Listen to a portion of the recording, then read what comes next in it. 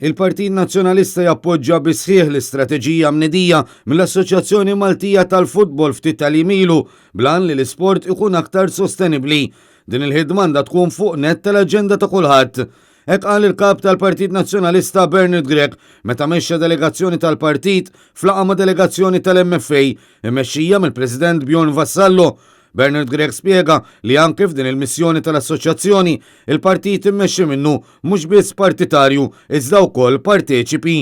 Faħħar il-ħidma tal-MFA għax qal li din tagħti l-opportunità lil kull tifel u tifla biex jaslu bil-ħila tagħhom.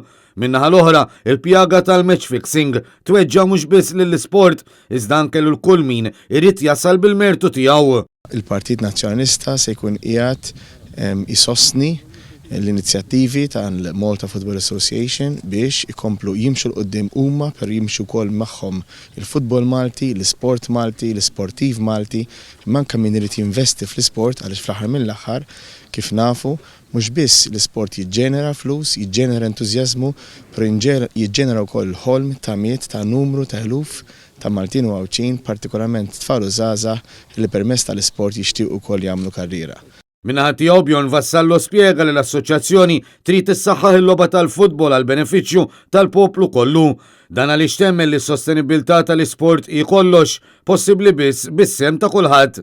Il-President tal-MFA kompla li l-klabs qed jifhmu li dan qed isir biex nimxu l-qudiem konxi li l-proċess jista' jieħu snin u appella l-impenn komuni ta' żewġ naħat tal-Kamra u għalhekk ringrazzja personalment lil kap tal-Partit Nazzjonalista għall-interess personali li qed juri.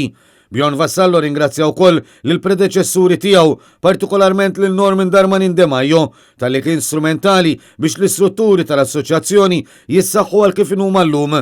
Kien għalhekk li qed jibni fuq din il-ħidma bil-preżentazzjoni ta' din l-istrateġija. Fassalna dawk li huma l-pjanijiet tagħna, ftaħna dawk il-pjanijiet tagħna mal-oppożizzjoni u nixtiequ illi ovvjament dak li huwa fattibbli, dak li huwa l-implementazzjoni issa tal-programmi ta' żvilupp, dak li s-sostenibilità tal-klabs tagħna, tal-futbol tagħna, dak li hija s-sostenn tal-infrastruttura sportiva fil-pajjiż ikollha s-saħħa minn dawk li leġiżlaw. Fit-tmiem il-laqgħa l-kap tal-Partit Nazzjonalista kien ippreżentat bi flok tat-tim nazzjonali u anke ddawwar mal-post fosthom l-Istadium Nazzjonali u Training Grounds.